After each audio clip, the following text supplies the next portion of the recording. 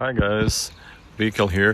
So we have here tonight a Toyota Avensis 2.2 diesel engine for cleaning all the ECU codes, Dpf regeneration and so on.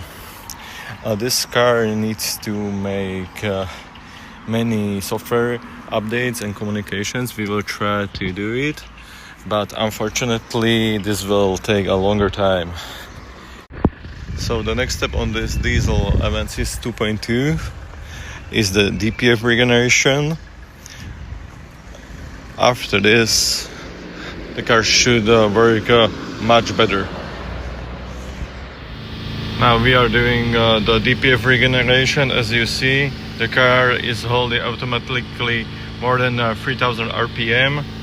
After this we will go on drive and then make the same in drive mode, and after this the regeneration should help to fulfill all the necessary MOT parameters.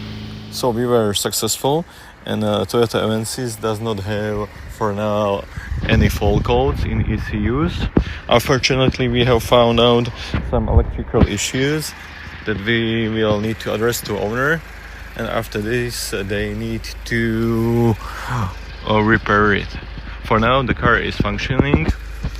We will also do later one more time the Dpf cleaning, because the static one does not do all the work, and we need to go to highway and make it run again on highway. So we are doing the Dpf regeneration while we are driving. This process will help, and I think it should be no problem with MOT, but still every diesel car should do the regeneration at least every half year. Now I will show you how to get in special functions into it. A common special function is the button. Okay, and now here you have all the possibilities. We will go to Dpf regeneration, engine module, and then one of these two. It depends on which you need to go.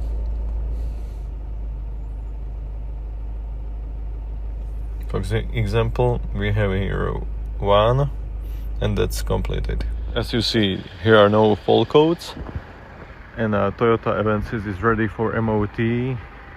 We hope our customers will be happy. See ya!